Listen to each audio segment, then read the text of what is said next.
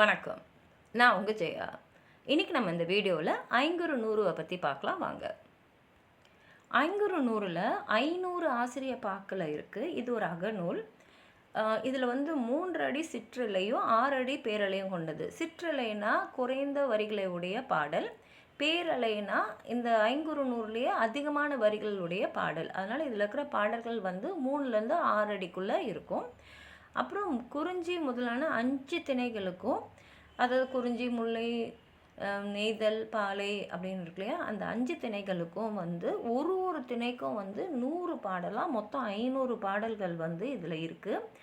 ஒவ்வொரு திணையும் 10 10ஆக பிரித்து ஒவ்வொரு 10க்கும் அந்த செயலுடைய தொடக்க சொல் இல்லை தொடர் இல்லை இறுதி சொல் இல்லை கூற்றுக்குறியோ இல்லைன்னா கேட்போர் இல்லைன்னா கருப்பொருள் இதை எதையாவது வச்சு அதுக்கு ஒரு தலைப்பு வழங்கப்பட்டிருக்கு.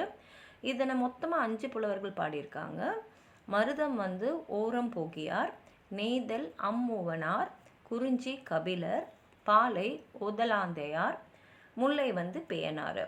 இந்த பாடல்கள்லாம் தொகுத்தவர் புலத்துறை முற்றிய கூடலூர் கீழார். தொகுப்பித்தவர் யாருன்னா யாசை கட்சை மாந்தரஞ்ச் சேரல் இரும்புரை ஆகும்.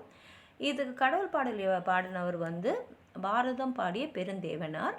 இதில் பார்த்தீங்கன்னா இந்திர விழாவை பற்றி 62, பெண் பிள்ளை வேண்டி தவம் செஞ்சது 257, தேர் ஏறி தலைவனுடன் போக சென்றது 385, கார் காலத்தில் தலைவன் பிரிவதாக கூறுவது 427. அது மாத்திரம் இல்லாமல் பசு என்ற விலங்கின பெயர் முதல்ல இடம்பெறுதல், அது மாத்திரம் இல்லாமல் குருவின்ற சொல்ல இடம்பெறுதல், அப்புறம் இதில் உள்ள தொண்டி 10ன்ற பகுதி மட்டும் அந்தாதி தொடையாக அமைந்துள்ளமை, அப்புறம் உள்ளுரையும் இறைச்சியும் மிகுதியாக இடம்பெறுதல் என்ற அகப்பாடலில் மற்ற அகப்பாடலில் காண முடியாத பல செய்திகள் இதில் இருக்குது. இதனை ஊவே சாமிநாதையர் தான் முதல்ல பதிப்பித்தவர். இதில் இருக்கக்கூடிய ஒரு பாடல் பார்க்கலாம். தேன் மயங்கு பாலினும் இனிய அவர் நாட்டு உவலை கூவல் கீழ் மானுண்டு எஞ்சிய கழிழி நீரே. அதாவது தலைவி என்ன சொல்கிறாங்கன்னா, என் தலைவனோட ஊரில் அந்த இலைத்தழைகளுக்கெல்லாம் விழுந்து தரையில் குழியாக்கி அந்த குழியில் நீர் சேருது இல்லையா, அதை மான்கள் பருகிட்டு மிச்சம் இருக்கிற நீர் கூட எப்படி இருக்கும்னா, பாலில் தேன் கலந்து நம்ம குடித்தோன்னா அது எவ்வளோ இனிமையாக இருக்கும், அதை விட இனிமையாக அந்த நீர் இருக்கும் அப்படின்னு சொல்கிறாங்க.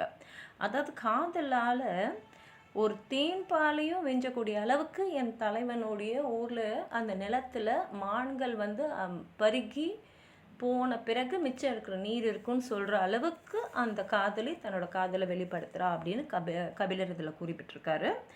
இதுபோல் சிறந்த அடிகள் எல்லாம் இந்த தொகுப்பில் இருக்குது. உங்களுக்கு எதாவது சொல்லணும்னு நினச்சிங்கன்னா கீழே இருக்கிற கமெண்ட் பாக்ஸில் எழுதுங்க. இந்த வீடியோவை லைக் பண்ணுங்கள், உங்கள் ஃப்ரெண்ட்ஸோடு ஷேர் பண்ணுங்கள். சப்ஸ்கிரைப் பண்ணாதவங்களாம் ப்ளீஸ் சப்ஸ்கிரைப் பண்ணி சப்போர்ட் பண்ணுங்கள். நன்றி.